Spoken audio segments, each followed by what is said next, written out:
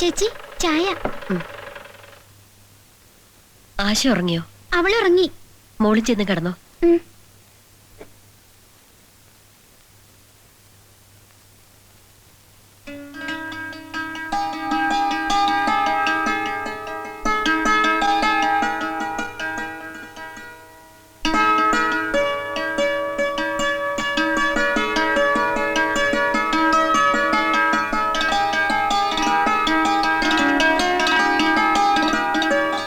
അപ്പൊ ചേച്ചി നീ എപ്പോഴാ വരിക? 1-2 ദിവസം കഴിഞ്ഞിട്ട് വരാം. ദേ സമയം കളയണ്ട. ഓ 9:15. ഇപ്പൊ പോയ കാർത്തിക കിട്ടും.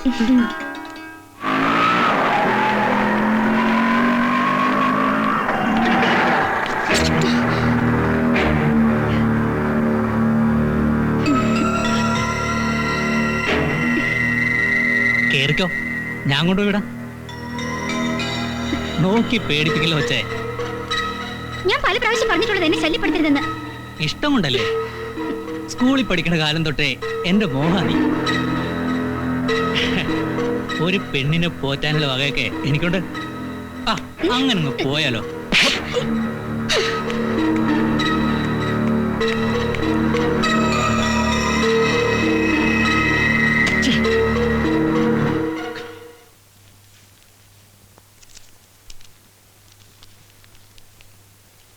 Exporting account file. ആ രമണേട്ടാ, എനിക്ക് കഴിഞ്ഞ മാസത്തെ ഫയൽ കൂടി വേണം.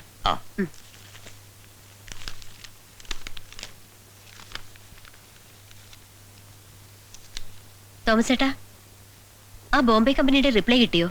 കിട്ടിയില്ല. വേണമെങ്കിൽ വിളിച്ചു ചോദിക്കാം. ശരി. ഹലോ.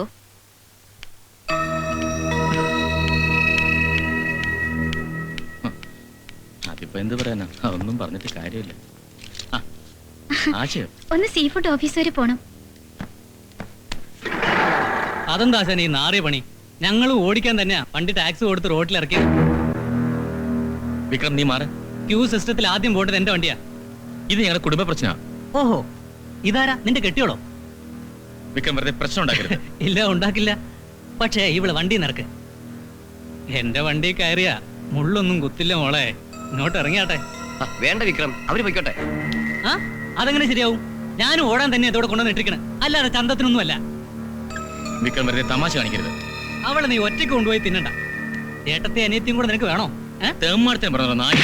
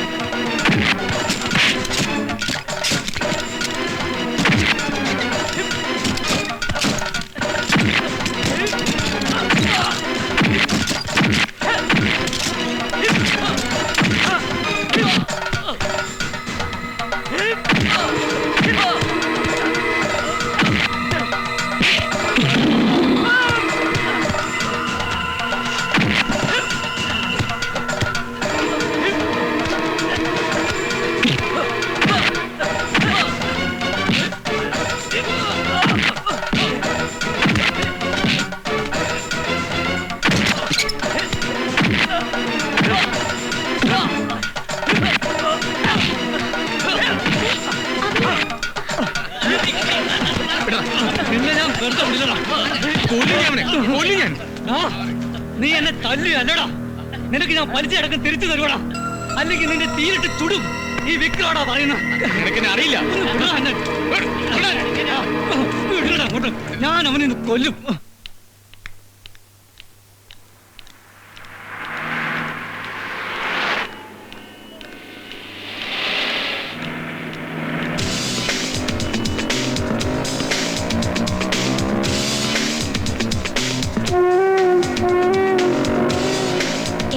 എന്ത് പറ്റി? ഒന്നുമില്ല.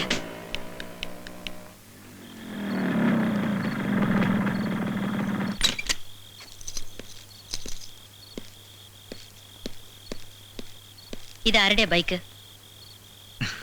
കൂട്ടുകാരന്റെ. എന്തിനാ നിനക്കിപ്പോ ബൈക്ക്? വെറുതെ 2 ദിവസം ഓടിച്ചോളം പറഞ്ഞു. എന്നിട്ട് ഓടിച്ചോ? ഇല്ല, ഇന്നാ കിട്ടിയത്. ഓ, അപ്പൊ നാളെ മുതൽ ഓട്ടം തുടങ്ങും. അവളുണ്ടാവോ? ആര്? ഇന്ന് പുറകിലിരുന്ന പെണ്ണ്. പെണ്ണോ? അതെ, ഇന്ന് നിന്നോടൊപ്പം കറങ്ങി നടന്ന പെണ്ണ്. ഏതാ അവള്? ചോദിച്ചത് കേട്ടില്ലേ? കേട്ടു.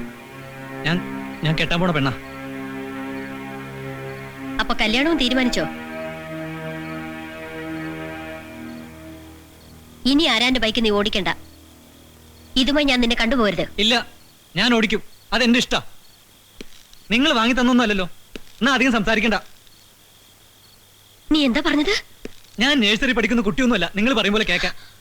എനിക്കുണ്ട് വിചാരവും വികാരവും പ്രേമൊക്കെ. രമേശ, എനിക്ക് ഇഷ്ടമുള്ളവരെ ഞാൻ ബൈക്കിലോ കാറിലോ ഇരുത്തി പോവും. അതെന്റെ ഇഷ്ടാ. എന്നെ ആരും ഉപദേശിക്കാൻ നോക്കണ്ട. അങ്ങനെ ഉപദേശിക്കാൻ നന്നാക്കാനോട് ഭാവമെങ്കിൽ ആദ്യം സ്വയം നന്നാവ്, എന്നിട്ട് മറ്റുള്ളവർ നന്നാക്ക്. നീ പൊയ്ക്കോ ഇഷ്ടമുള്ളവരുടെ കൂടെ. പക്ഷെ നിന്റെ താഴെ രണ്ടെണ്ണം ഉള്ള കാര്യം നീ മറക്കണ്ട. അത് തന്നെയാ എനിക്കും പറയാനുള്ളത്. നിങ്ങൾ നടക്കുന്നുണ്ടല്ലോ ഒരു ഓട്ടോക്കാരന്റെ കൂടെ, അതിന് കുഴപ്പമൊന്നുമില്ലേ?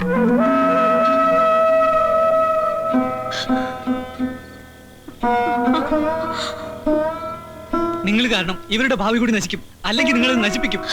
നിങ്ങളെ പ്രതീക്ഷിച്ചിരിക്കുന്ന പാവ ഇവരെ വെട്ടികളാവാതിരുന്ന മതി. എന്താ പറഞ്ഞത്? നിങ്ങൾക്കൊക്കെ വേണ്ടിയല്ലേ എന്റെ ഭാവി പോലും നോക്കാതെ ഈ കുടുംബത്തെ ഇത്രയും നാളെ ഞാൻ നോക്കിയത്? ഞങ്ങളെ നോക്കാൻ വേണ്ടി നിങ്ങളുടെ ഭാവി നോക്കണ്ടെന്ന് ഞാൻ പറഞ്ഞു. ഇവരാരെങ്കിലും പറഞ്ഞു? നിങ്ങൾക്ക് അതിന്റെ ആവശ്യം ഉണ്ടായില്ല, അതുകൊണ്ട് നോക്കിയില്ല. എനിക്ക് ഇഷ്ടപ്പെട്ട പെണ്ണ് ഞാൻ വിവാഹം കഴിക്കും. എന്റെ ഭാവി എനിക്ക് നോക്കണം. അത് സ്പോയിൽ ചെയ്യാൻ ഞാൻ ഒരുക്കമല്ല.